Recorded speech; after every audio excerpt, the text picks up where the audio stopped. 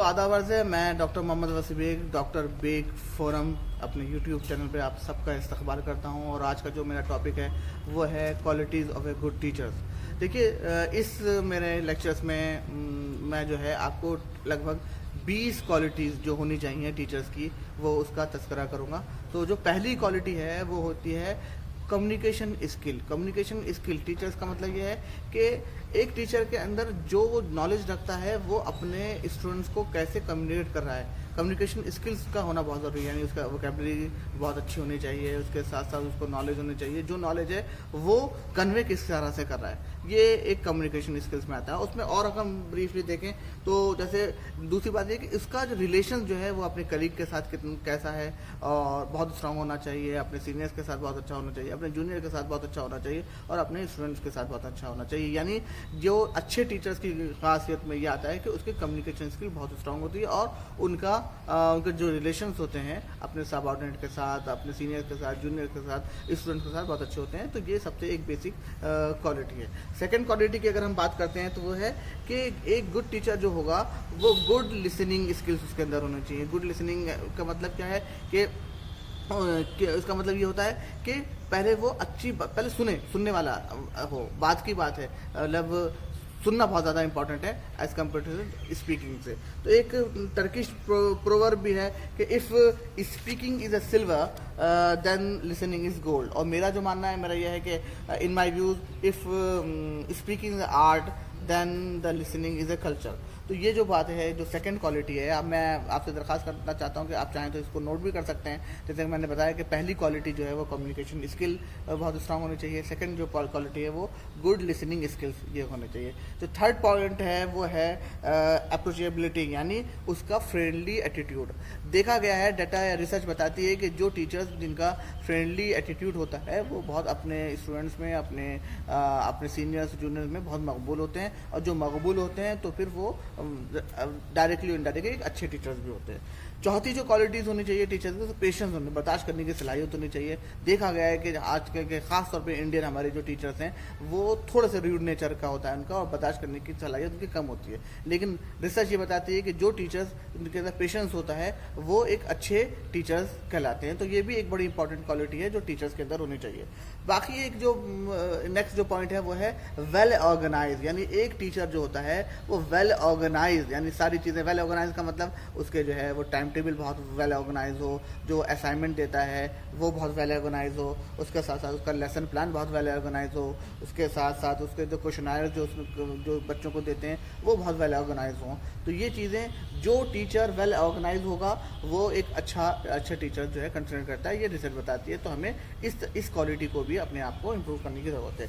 बाकी ये एक बहुत कॉमन चीज़ हो गई कि टीचर्स जो हैं वो फेवर लेते हैं, लेकिन बचना चाहिए हमें। जो 6 क्वालिटीज़ है कि डज नॉट शो फेवरिज्म, इसको जो है इस क्वालिटी को नहीं, उसके लिए तो सभी हर तबके, हर जाति, हर धर्म के लोग उसके लिए बराबर हैं, तो उसको फेवर नहीं करना चाहिए किसी लेवल पे। बाकी रेस्पेक्टफुल का मतलब ये कि to improve quality give respect, यानी वो रेस्पेक्ट करे, अपने सीनियर्स की रेस्पेक्ट करे, अपने कलीग की रेस्पेक्ट करे, और यहाँ तक कि मेरा मानना है कि अपने स्टूडेंट की भी रेस्पेक्ट करे। जो टीचर अपने स्टूडेंट की रेस्पेक्ट करे, रेस्पेक्ट करने का मतलब क्या होता है कि स्टूडेंट्स की जो क्वेश्चंस हैं क्लासरूम में, क्लास के दौरान या क्लास के बाहर वो क्वेश्चन करता है, तो उसको सही से हम उसको जवाब दें तो वो उसका रेस्पेक्ट कहलाता है। इसको हमें जो है इसको इम्प्रूव करने की कोशिश करना चाहिए कि हम रेस्पेक्टफुल बने, ये क्वालिटी डेवलप करें।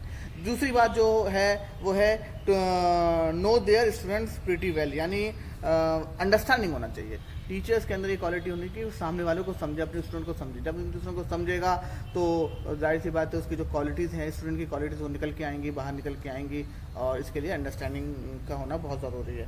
बाकी इंटरेस्ट, खुद बहुत इंटरेस्टिक हो, जब क्लास के अंदर जाए तो बहुत ज़्यादा इंटरेस्टिक हो। और इंटरेस्टिक कब होगा? जब उसको सब्जेक्ट की नॉलेज होगी। और सब्जेक्ट की नॉलेज कब होगी? जब वो डीप स्टडी करेगा, है ना। तो इंथुजिज्म जो है ना वो बहुत ज़रूरी है, और टीचर्स का इंटरेस्टिक होना जो है वो बहुत ज़रूरी है। बाकी ख़ुद भी एक सेट ऑफ हाई एक्सपेक्टेशन, यानी ख़ुद भी एक ट्रैक बैंक बना ले एक्सपेक्टेशन का, ख़ुद का एक हर रोज़ सुबह जब प्लान करे वो कि आज मेरा ये एक्सपेक्टेशन है अपने स्टूडेंट से या ख़ुद से, आज 6 महीने के बाद ये है, 1 साल का ये टारगेट है मेरा। तो ये चीज़ें जब खुद में होती हैं तो क्योंकि हम जो टीचर्स हैं उसको कहीं ना कहीं बच्चे कॉपी करते हैं, तो जब हम एक्सपेक्टेशन हाई होगी हमारी तो फिर स्टूडेंट्स की भी एक्सपेक्टेशन जो है वो हाई होगी, और हम उसको कहीं ना कहीं कन्वर्ट कर सकते हैं, अपने स्टूडेंट्स को मोल्ड कर सकते हैं एक अच्छे फिनिश प्रोडक्ट्स में। दूसरी, रोल मॉडल हो। रोल मॉडल का मतलब क्या है कि effective teacher is one who lead by example. बहुत डिसिप्लिन के मामले में, ड्रेस के मामले में, क्लीननेस के मामले में जब वो खुद एक अच्छी एग्जाम्पल क्रिएट करेगा तो जो बच्चे हैं वो उसको कॉपी करेंगे। और ये भी एक क्वालिटी है जो जनरली देखा गया है कि हमारे टीचर्स इस सेक्टर में थोड़े कमज़ोर हैं, लेकिन हमें कोशिश करनी चाहिए कि हम जो है रोल मॉडल बने। नेक्स्ट जो पॉइंट है वो है कि strong work ethics. Strong work ethics का मतलब हो गया कि क्लासेस में कुछ मैनर्स एंड एटिकेट्स होते हैं कि फ़ोन ना ले आया जाए, फ़ोन हो तो साइलेंट मोड पे रखा जाए। इस तरह की बातें जो हैं वो जो अपने अल्फाज इस्तेमाल कर रहे हैं वो बहुत ही अच्छे हों। गुस्सा भी आता है अगर स्टूडेंट पे, तो हम अच्छे अखलाक के ज़रिए से, अच्छे अल्फाजों के ज़रिए से उसको समझाएं, उससे बहुत बदतमीज़ी, हार्श लैंग्वेज का इस्तेमाल ना करें। ये सारी बातें होती हैं। इस क्वालिटीज़ को भी हमें डेवलप करने की कोशिश करनी चाहिए।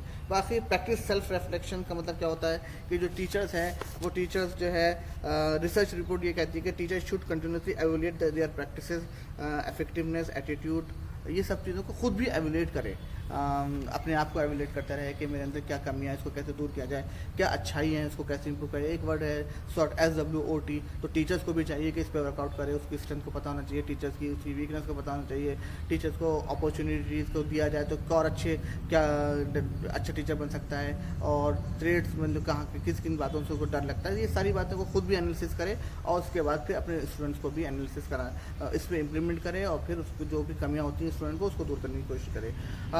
Encourage team work. ये देखा गया है कि जो टीम लीडर्स हैं, टीम लीडर के अंदर सबसे बड़ी क्वालिटीज़ होती है कि वो टीम में बहुत अच्छा काम करते हैं। तो हमें अपने जो स्टूडेंट्स हैं उनको इफेक्टिव टीम लीडर के फॉर्म में डेवलप कराना है। ये क्वालिटी भी हमें डेवलप करानी चाहिए। बाकी खुद कॉन्फिडेंस, 15 पॉइंट्स हैं। इंस्टिल्स कॉन्फिडेंस से लबरेज हो, वो उसके अंदर बिल्कुल हर लेवल पे कॉन्फिडेंस होना ज़रूरी है, तब वो एक अच्छा टीचर कहलाएगा। बाकी देखिए, मैनेज क्लासरूम इफेक्टिवली। देखिए, आपको नॉलेज माइंड बहुत अच्छी है, टीचर को बहुत अच्छी है, लेकिन अगर वो क्लास को मैनेज नहीं कर पा रहा है तो वो जो है वो फिर अच्छा टीचर नहीं कहलाता। तो हमें क्या करना है, अपनी नॉलेज के साथ साथ स्टूडेंट्स को मैनेज करना है, क्लास को कैसे मैनेज कर रहा है, एनालिसिस करे, उसका IQ लेवल बहुत स्ट्रांग होना चाहिए, वो देख ले कौन से शरारती बच्चे हैं, शरारती बच्चों को कैसे कंट्रोल करना है, अच्छे बच्चों को कैसे वो करना है, जो मीडियम टाइप के बच्चे हैं उसको किस तरह से करना है। तो इस तरह से सेग्रीगेट करें। IQ लेवल बहुत स्ट्रांग होना चाहिए, और मैनेज को कैसे करना है, मैनेज के लिए बहुत सारे मेथड्स हैं। आई कांटेक्ट होना चाहिए, ये देखता रहे क्लास में बैठा हुआ कि जब वो लेक्चर ले रहा है तो पीछे बैकग्राउंड में कुछ लोग तो है वो पढ़ रहे हैं नहीं पढ़ रहे हैं, तो टहल के चीज़ें भी एनालिसिस करे, बीच में ग्रुप डिस्कशन जैसा एक माहौल क्रिएट कर दे, एक क्वेश्चन इस तरह से करे। अब ये भी है कि टीचर्स को इस तरह से रहना चाहिए जैसे he is just flying a kite, यानी जैसे हम पतंग उड़ाते हैं तो बहुत ज़्यादा अगर सख्ती से पतंग उड़ाएंगे तो पतंग टूट जाएगी, वो अगर लूज़ करेंगे तो पतंग जो है वो कट जाएगी। तो इस तरह से क्लास में इस तरह का माहौल रखा जाए तो वो एक अच्छे हम टीचर्स बन सकते हैं। बाकी जो नेक्स्ट जो पॉइंट है वो है कि appreciate in a public and correct in private. ये एक बड़ा इंपॉर्टेंट पॉइंट है, यानी बच्चों की गलतियों को हमें अलग इंडिविजुअल लेवल पर उसे समझाना है, और अगर उसका अच्छा अचीवमेंट है, अच्छा काम है, तो पब्लिक में उसको सबको बताना है। ये एक क्वालिटी को हमें डेवलप करना है, तो हम एक अच्छे टीचर्स बन सकते हैं। उसके साथ साथ इनकॉर्पोरेट वैल्यूज इन लेसन, यानी interpersonal skills can turn average teacher in professional educator. ये बहुत बड़ी इंपॉर्टेंट चीज़ भी ये भी है कि हमें जो हर लेसन में जब हम पढ़ाएं, लेक्चर्स लें, तो कोई ना कुछ वैल्यूज़ वाली एक वैल्यूज़ जो है वो दें, सबक दें। वो ऐसा सबक हो कि बच्चों को, जैसे अगर हम कुछ पढ़ा रहे हैं तो टाइम मैनेजमेंट की बात कर दें, टाइम की इंपॉर्टेंस का बता दें, मैनर्स एंड एटिकेट्स का बता दें। तो ये चीज़ें जब हम वैल्यूज़ देंगे, हर लेक्चर में कुछ ना कुछ एक वैल्यूज़ देंगे, तो वो जो है वो बड़ा एक फ़ायदा होगा, टीचर्स बहुत मकबूल भी होगा और उसकी क्वालिटीज़ भी इम्प्रूव होगी। बाकी जब टीचर क्लासरूम उसका लेक्चर ख़त्म होने वाला हो, तो जब उसे खुद एनालिसिस होगा कि हाँ मैंने बहुत अच्छा पढ़ाया है, तब सही मायने में वो जो है वो एक अच्छा टीचर है। अदरवाइज़ जो है वो एक अच्छा टीचर नहीं है। तो क्या कहते हैं कि लीव अ पॉजिटिव इम्पैक्ट। जब भी लेक्चर हमारा हो, उस लेक्चर में उसको क्या करना है कि वो एक इम्पैक्ट जो है वो छोड़ कर जाए। ये सारी बातें थी जिसमें हम जो है कह सकते हैं कि ये जो 20 क्वालिटीज़ हैं हमें डेवलप करनी है टीचर्स के होते हुए। मैं बहुत शुक्रगुज़ार हूँ आप लोगों का, आपके लाइक्स बहुत मुझे मिल रहे हैं, और मैं चाहूँगा कि मेरे इस YouTube channel doctor Baig forum को लाइक करें, कमेंट करें, सब्सक्राइब करें और शेयर करें। बहुत बहुत शुक्रिया। अस्सलाम वालेकुम, खुदा हाफ़िज़।